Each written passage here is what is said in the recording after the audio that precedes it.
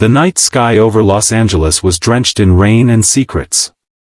Raindrops slid down the windows of a white marble mansion on Mulholland Drive, reflecting the flashing blue lights from the gates outside.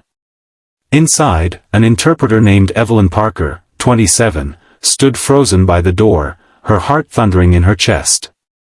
She had just heard something she wasn't supposed to. Two of the Millionaire's bodyguards stood near the back hallway, their voices low but sharp. They were speaking in Chinese, assuming no one else could understand. But Evelyn could.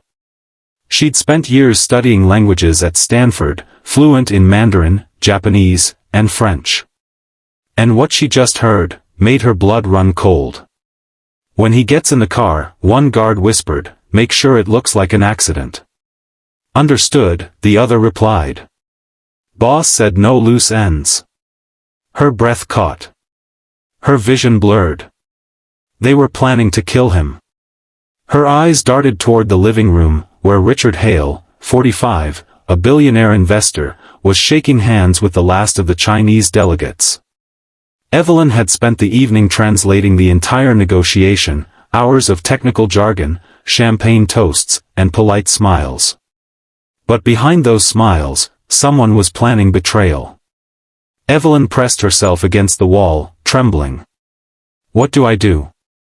If she told Richard, the guards would know she understood Chinese.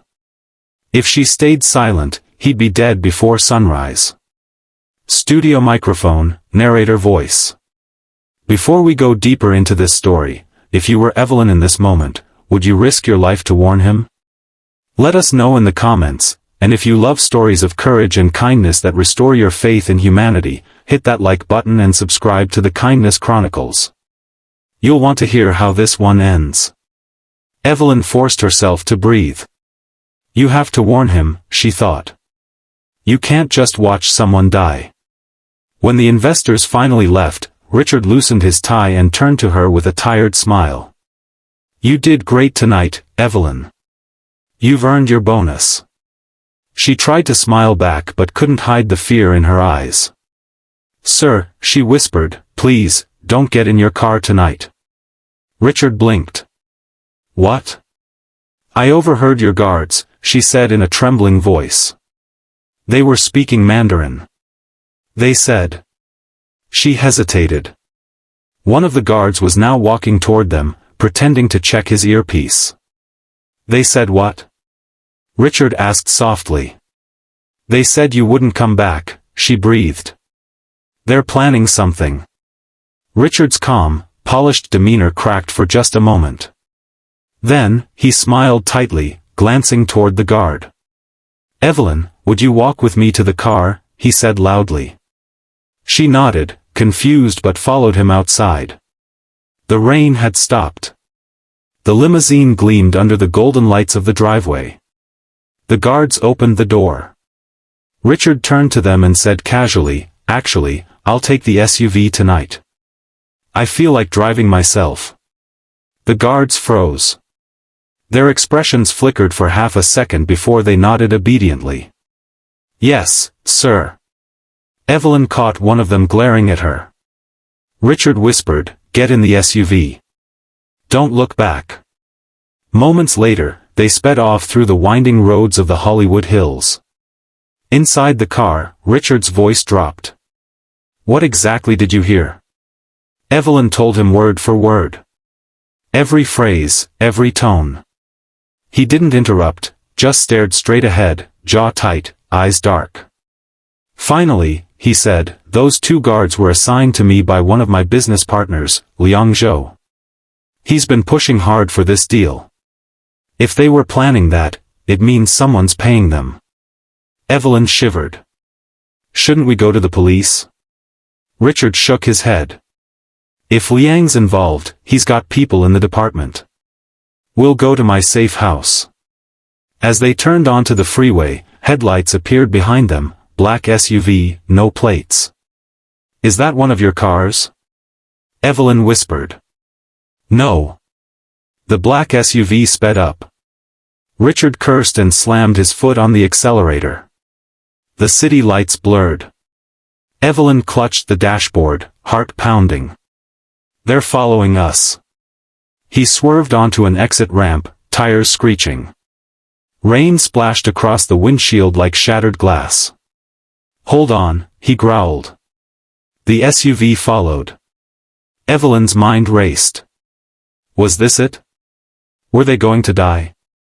Richard suddenly turned into a narrow alley behind a closed diner and killed the headlights.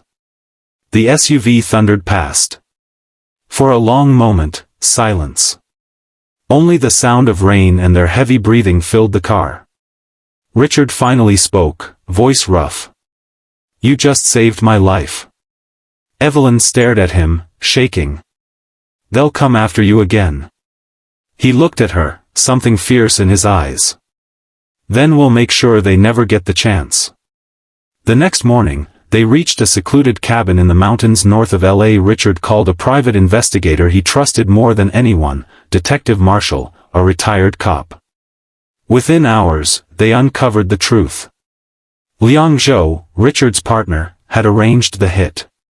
If Richard died before signing, Liang would inherit the controlling stake of their new company, worth $80 million. The guards were promised $200,000 each to make it look like an accident. When Richard heard that, his hands trembled, not with fear, but fury. I built that company from nothing, he said quietly. And I trusted him. Evelyn touched his arm gently. You trusted the wrong people. But you're alive because of kindness. Don't let hate ruin that. He looked at her, really looked at her, and for a moment, his eyes softened. You risked everything for someone you barely know, he said. Why? She smiled faintly. Because doing nothing would have made me just as guilty. By the next evening, the police, acting on evidence from Detective Marshall, raided Liang Zhou's office. The guards were caught trying to flee at LAX with fake passports. It was all over the news. Interpreter saves billionaire from assassination plot. Evelyn's phone buzzed non-stop with interview requests, reporters, and calls from strangers thanking her for her bravery. But she didn't want fame. She just wanted peace. Richard, however, wasn't finished. He visited her small apartment a week later, holding an envelope. She frowned. What's this? Something I owe you, he said. Inside was a check for $100,000. Her eyes widened. I can't take this. Yes, you can, he said gently. You didn't just save my life, you reminded me there's still good in this world. Tears welled in her eyes. I didn't do it for money. He smiled. I know. That's why you deserve it. Months passed. The storm that once ruled Evelyn's nights finally faded. She left her interpreter job and started her own small translation agency, one that trained refugees and immigrants to find jobs using their language skills. One evening, while she was closing the office, a man entered quietly. It was Richard, dressed casually, carrying a small box. She smiled. Mr. Hale. You didn't have to come all the way here. He grinned. I wanted to deliver this myself. Inside the box was a silver necklace shaped like a small dove. Engraved on it were the words, "Courage speaks every language." Her throat tightened. Richard said softly, "The world could use more people like you, Evelyn." And for the first time, she believed it. Clapperboard, final narrator voiceover, cinematic outro. And that's the story of Evelyn Parker, the interpreter who saved a billionaire's life because she listened when no one else could. In a world where silence can cost lives, she chose to speak up. Her courage reminds us that one act of kindness can change the course of everything. So, if Evelyn's bravery inspired you today, hit that like button, share this story with someone who needs a reminder that good still exists, and don't forget to subscribe to the Kindness Chronicles, where every story proves one thing: kindness is the greatest language of all.